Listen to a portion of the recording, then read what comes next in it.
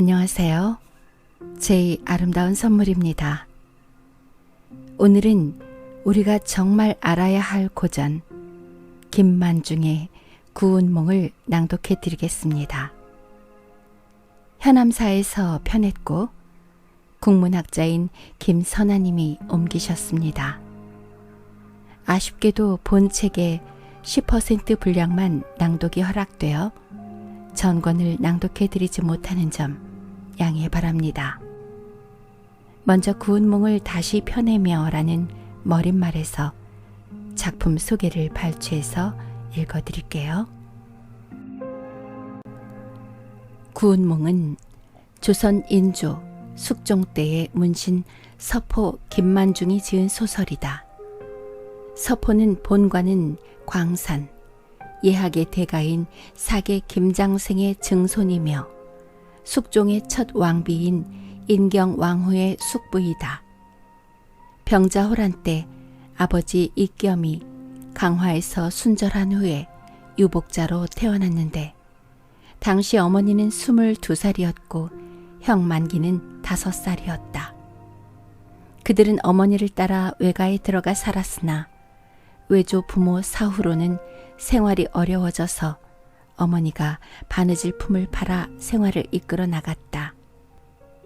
그래서 어렸을 때는 스승이 따로 없이 어머니에게서 소학, 사략, 당시 등을 배웠다고 한다. 서포는 어머니를 위로하기 위하여 국문소설을 많이 썼다고 한다. 그러나 그가 남긴 것으로 알려진 작품으로는 어머니의 근심을 덜어주기 위하여 썼다는 구운몽과 숙종이 장희빈에게 빠져 민비를 패출시킨 일을 풍자한 것이라는 사시 남정기가 있을 뿐이다.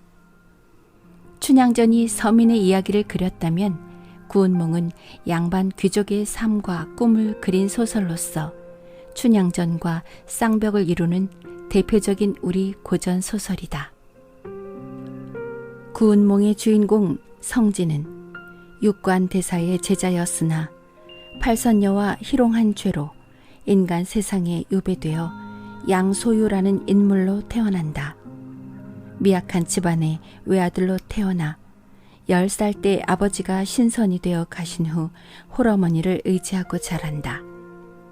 문무뿐 아니라 음악에도 뛰어난 능력을 지녀 소년 등과하여 하북의 삼진과 토번의 난을 평정하고 그 공으로 승상이 되어 위국 공예에 책봉되고 부마가 된다. 소유는 어린 서생일 때부터 역시 인간 세상에 유배되어 아름다운 여인으로 태어난 8 여자를 차례로 만나 아내로 삼았다. 그리고 만년에 이르러 인생 무상을 느끼던 중에 대사의 설법을 듣고 크게 깨달아 8 아내와 함께 다시 육관 대사의 제자가 되어 불문에 귀의한다. 구운몽은 불제자 성진의 꿈의 세계를 중심으로 그린 소설이다. 구운몽은 전체적으로 유불선 3교를 두루 수용하고 있다. 불제자 성진을 통하여 불교를, 작품의 대부분에 그려진 양소유의 삶을 통해서는 유교, 도교를 보여준다. 그러나 근원적으로는 양소유의 그토록 화려하고 애욕에 찼던 인생이 하룻밤 사이에 짧은 꿈에 지나지 않은 것이었음을 강력하게 시사하고 있다. 구운몽은 성진의 이러한 깨달음을 통하여 인생 일장춘몽이라는 전통적인 동양 정신을 문학적으로 형상화한 것이다. 이러한 인생 무상이라는 깨달음, 불교적 공사상이 구운몽의 주제라고 할 수 있는데 영욕의 극을 살았던 유학자 서포의 순탄하지 않은 삶에서 연유한 것이라고 하겠다. 본문입니다. 성진이 소유로 탄생하다. 천하에 이름난 산이 5이 있는데 동쪽에 있는 것은 동악 태산이고 서쪽에 있는 것은 서악 화산, 가운데 있는 것은 중악 숭산, 북쪽에 있는 것은 북악 항산이며 남쪽에 있는 것은 남악 형산이다. 이들 5악 가운데 형산이 가장 멀어서 구이산이 그 남쪽에 있고 동정호가 북쪽을 지나며 상강물이 삼면을 둘렀다. 또 형산 72봉우리 가운데는 추경봉, 자계봉, 천주봉, 성름봉, 연화봉 이 5봉우리가 제일 높아서 언제나 구름 속에 들어있으므로 청명한 날이 아니면 그 모습을 볼 수 없다.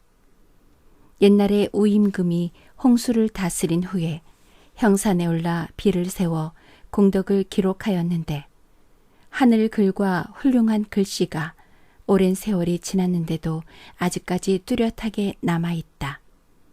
또 진나라 때는 선녀 위부인이 돌을 터득하여 하늘에 벼슬을 하여 선관과 선녀들을 거느리고 형산을 진정시켜 그를 남악 위부인이라고 한다.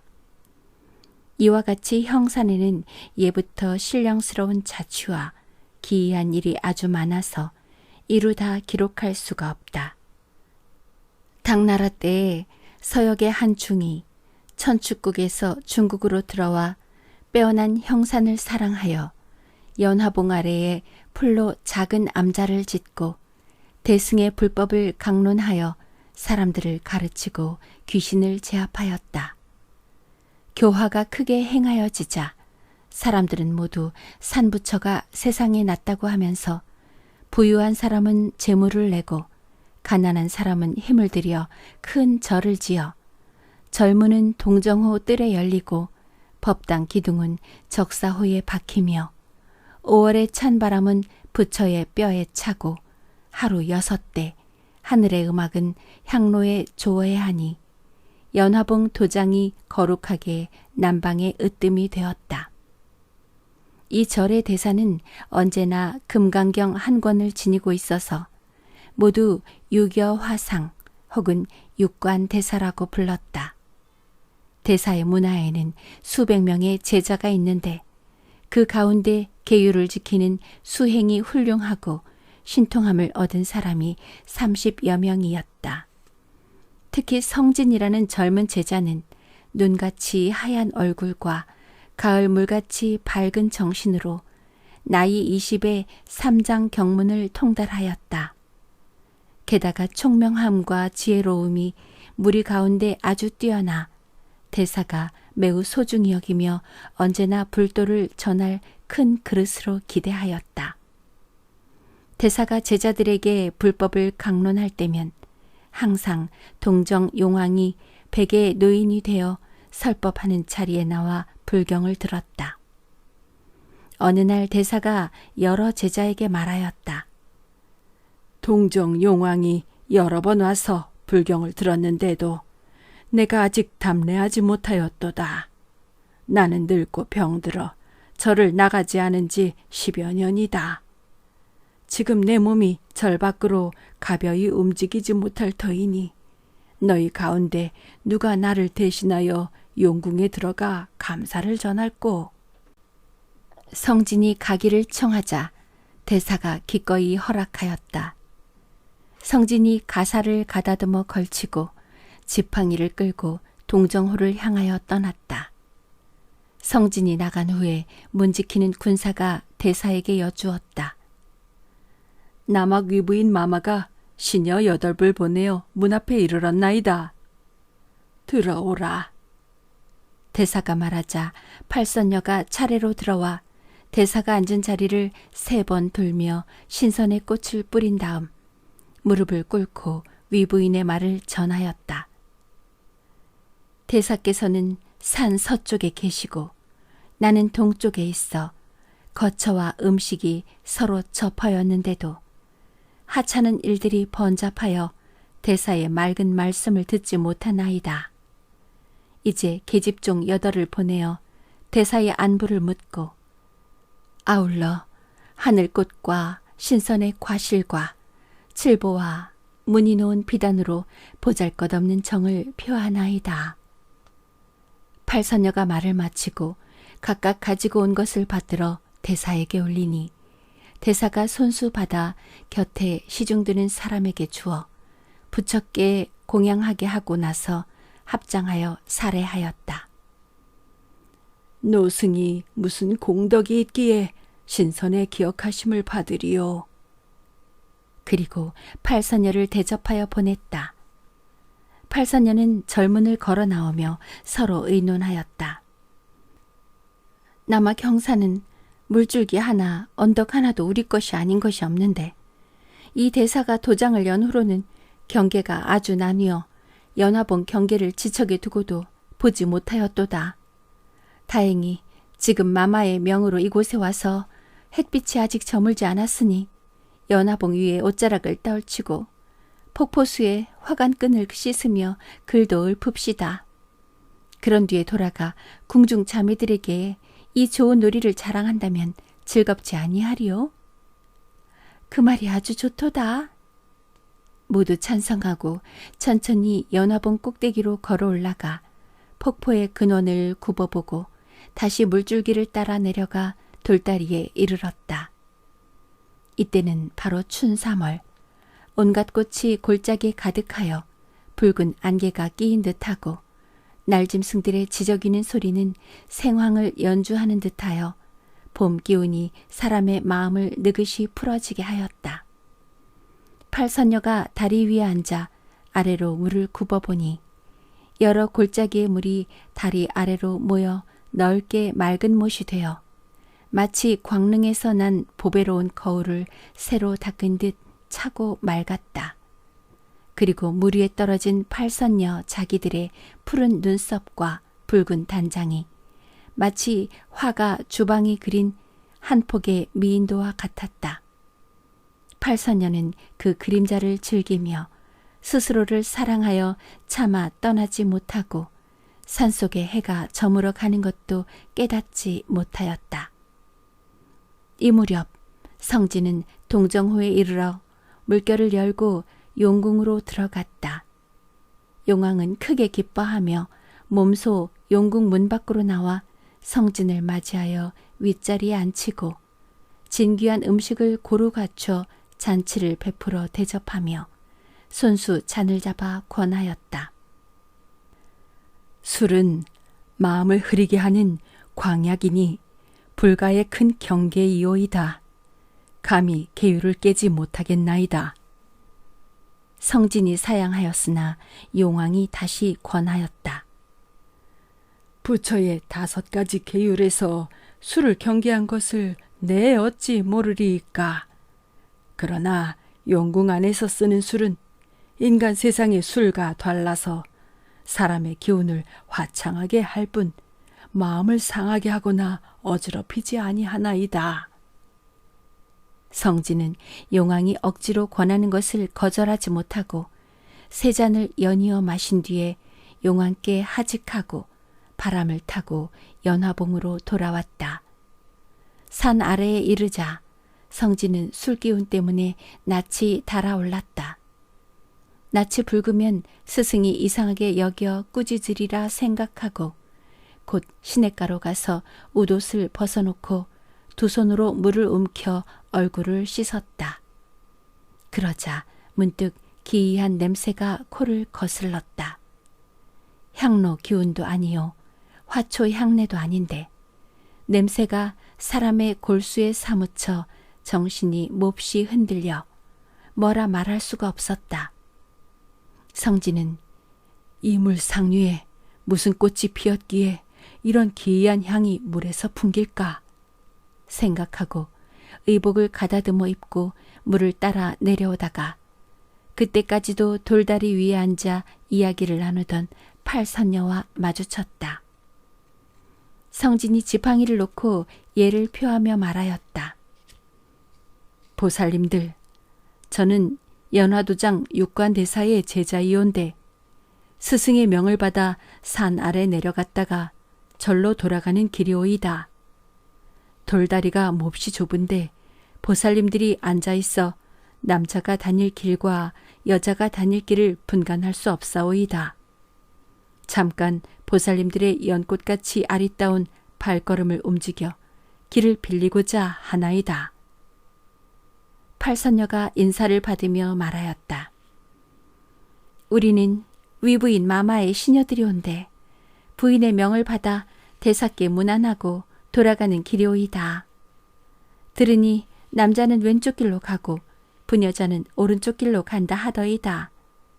이 다리가 몹시 좁은데 저희가 이미 벌려 앉았으니 도인이 가기에 마땅치 아니하오이다. 다른 길로 가소서. 냇물은 깊고 다른 다리가 없는데 어느 길로 가라 하시나뇨. 옛날에 부처님께서는 갈대입을 타고 바다를 건넜다 하오이다. 만약 스님께서 육관 대사에게서 도를 배웠다면 반드시 신통함이 있을 것이니 이런 작은 냇물을 건너지 못하여 아녀자와 길을 다투시다니요. 낭자들의 뜻은 행인에게 길값을 받으려는도다. 길 가는 중에게 어이 돈이 있으리요. 마침 구슬 8개가 있으니 이것을 들여 길을 사고자 하나이다. 성진이 웃으며 대답하고 손을 들어 복숭아 꽃가지 하나를 꺾어 팔선녀 앞에 던지자 8 꽃봉오리가 땅에 떨어져 이내 구슬이 되었다. 팔선녀는 구슬을 하나씩 주워 들고 성진을 돌아보며 환하게 웃더니 몸을 솟구쳐 바람을 타고 공중으로 올라갔다. 성진은 오래도록 돌다리 위에 서서 선녀들이 가는 곳을 바라보다가 구름 그림자가 모두 사라지고 향기로운 바람이 진정된 후에야 돌다리를 떠나 돌아가 스승을 배웠다. 대사는 성진에게 늦게야 온 까닭을 물었다. 용왕이 정성껏 대접하여 만류하기에 떨치고 일어나지 못하였나이다. 성진이 대답하자 대사가 말하였다. 물러가 쉬어라. 성진이 자기 방으로 돌아왔을 때는 날이 이미 어두워져 있었다. 팔선녀를 본 후로 성진은 정신이 사뭇 황홀하여 생각하였다. 남자가 세상에 태어나면 어려서는 공자, 맹자의 글을 읽고 자라서는 문물을 아울러 갖추어 요순 같은 임금을 만나 나가서는 장수가 되고 조정에 들어와서는 정승이 되어 비단옷을 입고 옥띠를 두르고 궁궐에 들어가 임금을 뵙고 눈으로는 고운 빛을 보고 귀로는 좋은 소리를 들으며 은혜가 백성에게 미치고 공명이 후세에까지 들이오는 것이 마땅하도다. 이것이 진정한 대장부의 일이라.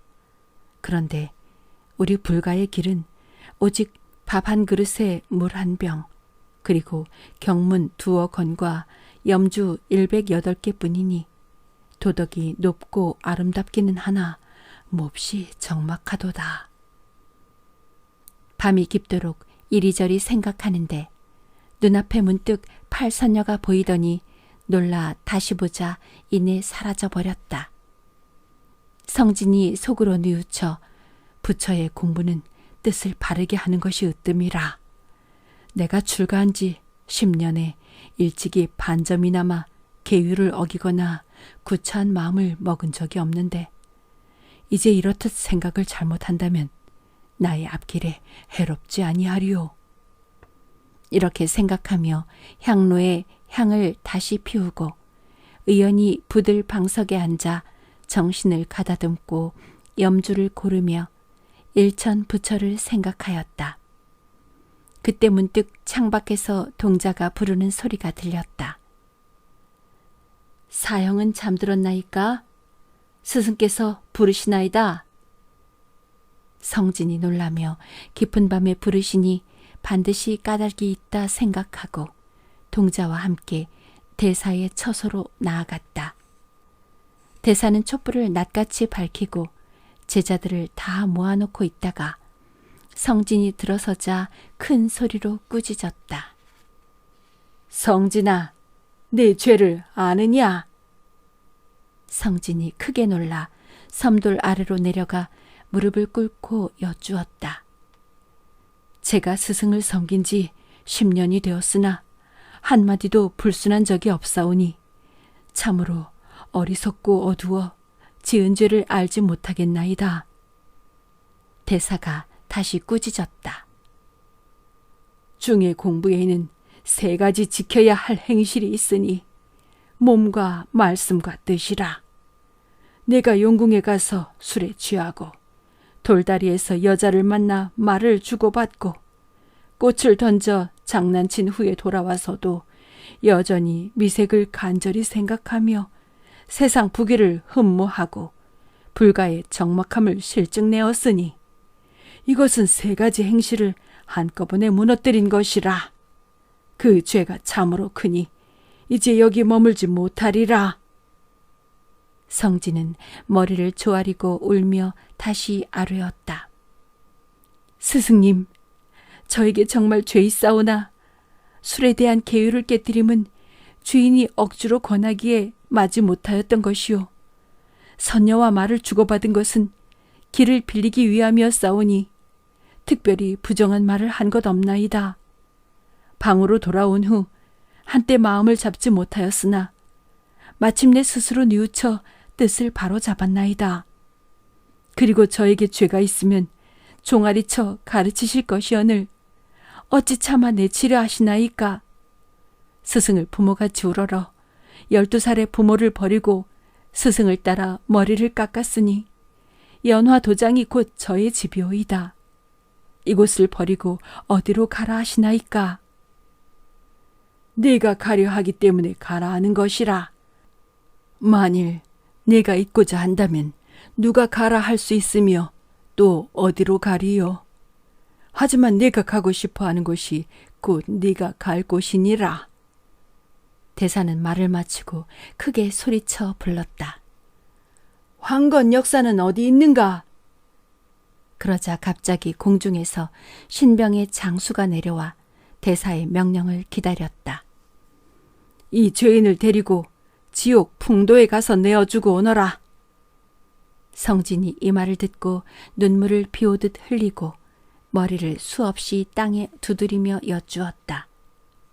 스승님, 저의 말을 들어주소서. 옛날에 안한존자는 장녀에게 가서 자리를 함께하며 살을 섞었으나 석가불은 그를 죄주지 아니하고 불법을 말하여 가르치셨나이다. 제가 비록 죄 있으나 안한존자에 비하면 무겁지 않은데 어이 풍도에 가라 하시나이까. 안한존자는 요술을 제어하지 못하여 장녀와 가까이 하였으나 마음은 어지럽지 아니하였도다. 그러나 너는 속세의 부귀를 흠모하는 뜻을 내었으니 한 번 윤회의 괴로움을 어이 면하리요. 그런데도 성진이 울기만 할 뿐 갈 뜻이 없자 대사가 위로하여 말하였다. 마음이 깨끗하지 못하면 비록 산중에 있더라도 도를 이루기 어렵고 근본을 잊지 않는다면 번거롭고 속된 세상에 가서도 돌아올 길이 있도다. 만일 내가 오고 싶어 하면 내 손수 가서 데려올 것이니 의심 말고 갈지어다. 성진이 할 일 없어 불상과 스승에게 절하고 모든 동문을 이별하고 황건 역사와 함께 저승으로 나아갔다. 이승과 저승의 경계를 거쳐 저승의 누대를 지나 지옥인 풍도성에 다다르자 성문 지키는 귀졸이 어디에서 왔는지 물었다. 육관대사의 명으로 죄인을 데려왔노라. 황건 역사가 대답하자 귀졸이 문을 열어주었다. 역사가 안으로 들어가 염라왕의 궁전에 이르러 염라왕에게 성진을 잡아온 뜻을 여쭈었다. 염라왕이 곧 성진을 불러들이라 하였다. 성진이 궁전 아래 무릎을 꿇자 염라왕이 물었다. 성진아, 너는 몸은 비록 남악에 있으나 이름은 이미 지장왕의 탁자 위에 기록되어 있으니 머지않아 큰 도를 얻어 높이 부처의 자리에 올라 중생에게 큰 덕을 입히게 되리라 여겼는데 무슨 일로 이 땅에 이르렀나니요?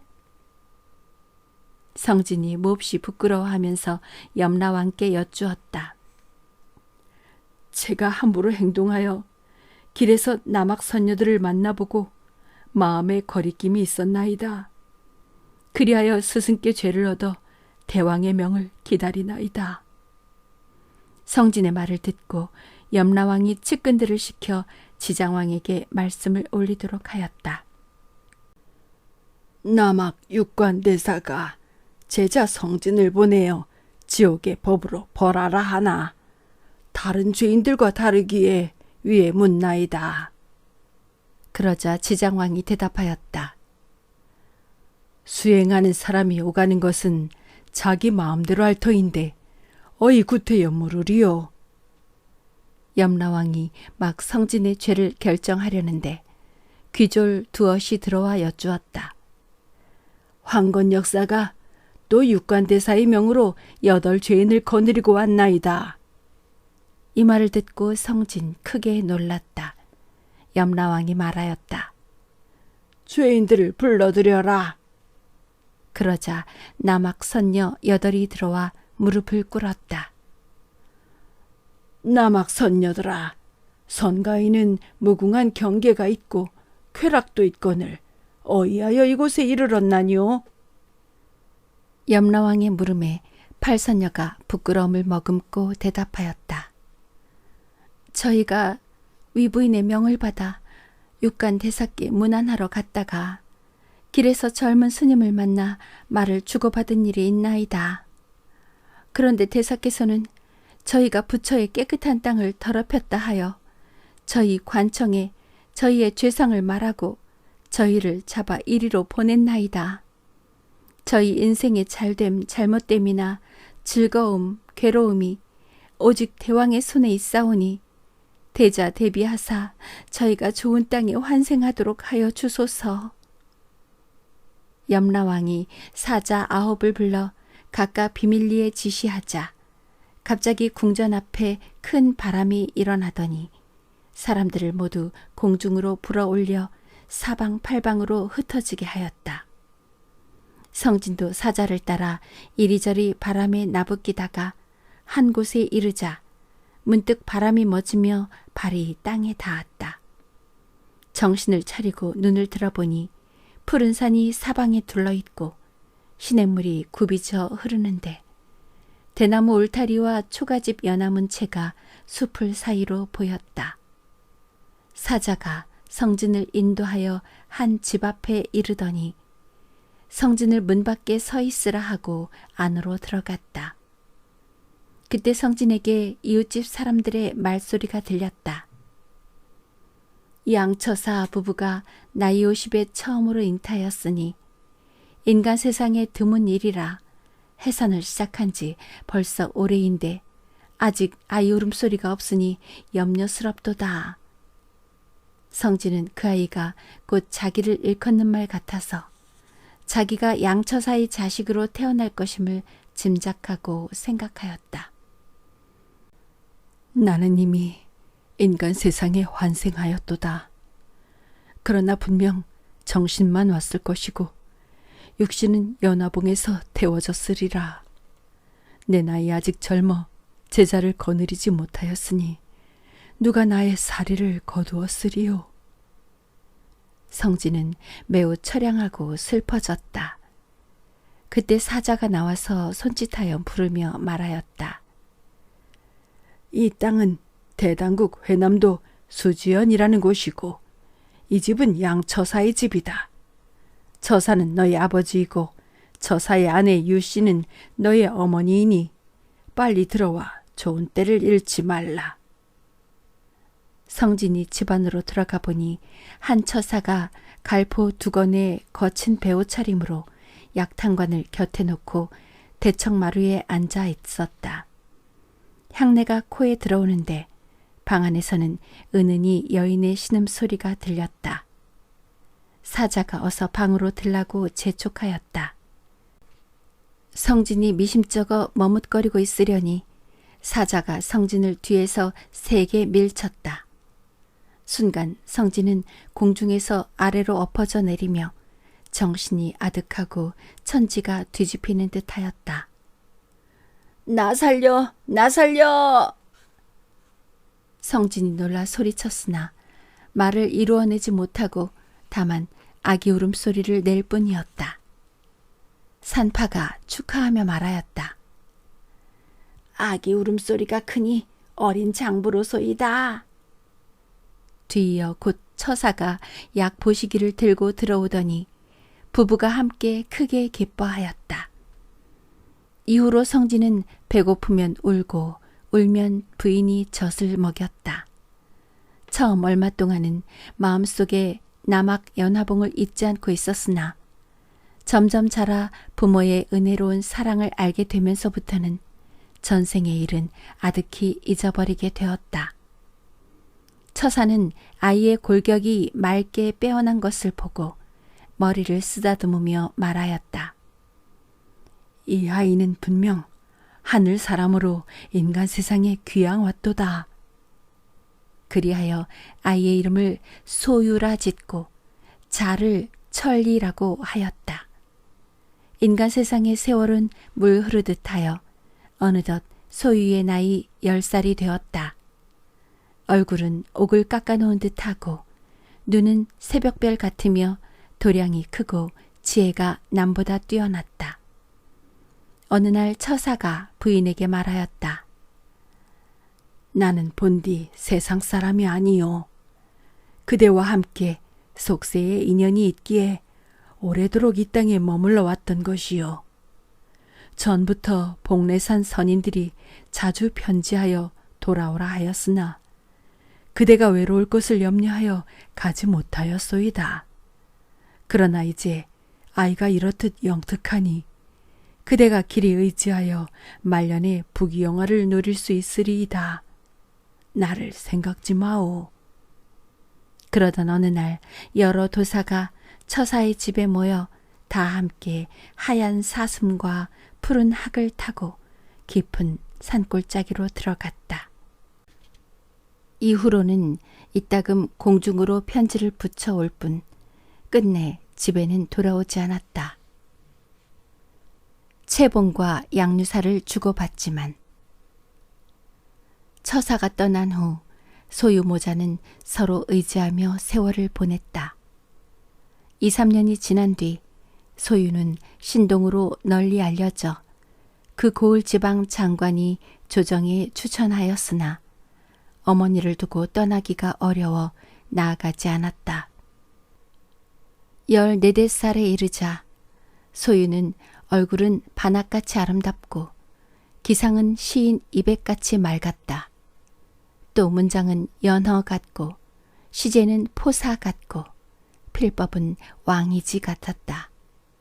게다가 제자 백가와 병법서, 육도 삼략은 물론 활쏘기와 칼쓰기에 이르기까지 정통하지 않은 것이 없었다. 소유는 전세부터 여러 대를 수행한 사람인 만큼 보통 사람과 비할 바가 아니었던 것이다. 어느 날 소유가 어머니에게 여쭈었다. 아버지께서 하늘로 가시면서 저에게 집안을 맡기셨는데 지금 집이 가난하여 어머니가 근심하고 계시니 제가 만일 집 지키는 개가 되어 공명을 구하지 않는다면 이것은 아버지께서 저에게 기대하시던 뜻이 아니오이다. 지금 서울에서는 과거를 열어 천하 선비들을 모은다 하오니 저는 잠시 어머니의 슬하를 떠나고자 하나이다. 유 씨는 아들의 뜻과 기상이 만만치 않음을 보고 비록 먼 길에 이별이 염려스러우면서도 떠나려는 아들을 끝내 막을 수가 없었다. 소유는 어머니를 하직하고 서동 하나를 데리고 나귀 한 필로 길을 떠났다.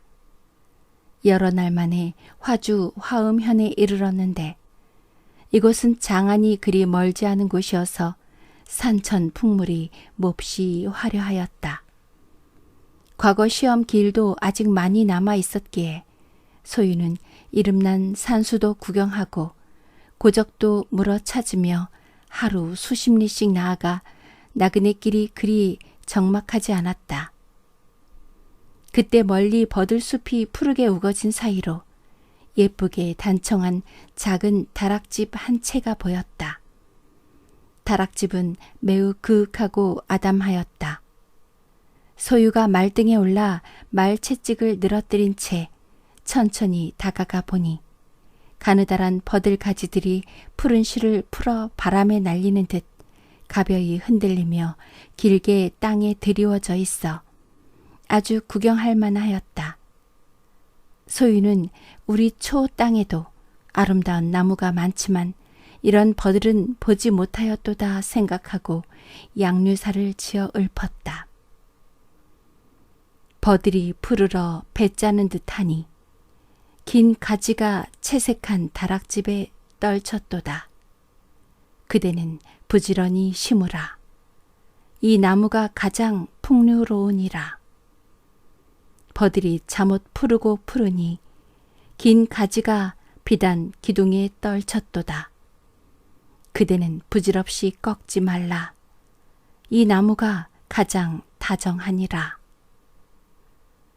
읊는 소리가 맑고 시원스러워 새붙이나 옥으로 만든 악기에서 나는 듯하니 봄바람이 거두어 다락집 위로 올렸다. 그때 마침 옥같이 아름다운 한 여인이 다락집 안에서 봄잠에 들었다가 이 소리에 잠이 깨어 창을 열고 난간에 기대어 사방으로 소리나는 곳을 찾다가 소유와 눈이 마주쳤다. 여인은 구름 같은 머리털이 어지러이 귀 밑까지 드리웠고 옥 머리꼬지가 반쯤 비스듬히 꽂혔는데 봄잠이 부족해하는 모습이 수려하여 무어라 말로 표현할 수 없고 그림을 그린다 해도 비슷하게 그리지 못할 것이었다. 소유와 여인이 서로 바라보기만 할 뿐 아무 말도 하지 못하고 있는데 서동이 따라와 소유를 불렀다. 도련님, 저녁진지 올려졌나이다. 그러자 여인이 급히 창을 닫고 들어가 버리니 그윽한 향내만 바람에 날아올 뿐이었다. 소유는 몹시 안타까웠으나 닫힌 창이 다시 열리기는 어려우리라 생각하고 서동을 따라 여인숙으로 돌아왔다. 이 여인은 진어사의 딸 채봉이었다. 채봉은 어머니를 일찍 여의고 홀로 아버지를 모시고 살고 있었는데 아직 혼례를 약속한 곳도 없었다. 이날 아버지 진어사는 서울에 가시고 채봉이 혼자 집에 있다가 천만 뜻밖의 소유를 만난 것이다. 여자가 장부를 따르는 것은 평생의 큰일이니 일생의 영화로움과 욕됨, 괴로움과 즐거움이 모두 여기에 달렸도다. 한나라 때 탕문군은 과부라도 사마상여를 따랐는데 나는 처녀의 몸이라 비록 스스로 중매하는 거리낌을 피할 수는 없으나 부녀자의 절개 있는 행실에 해롭지는 않으리라. 게다가 이 사람의 성명과 사는 곳을 알지 못하니 나중에 아버지께 여쭈어 중매를 보내려 한들 동서남북 어디 가서 찾으리요. 채봉은 속으로 생각하고 급히 편지지를 펴 글 두어 줄을 써서 봉하여 유모에게 주며 일렀다.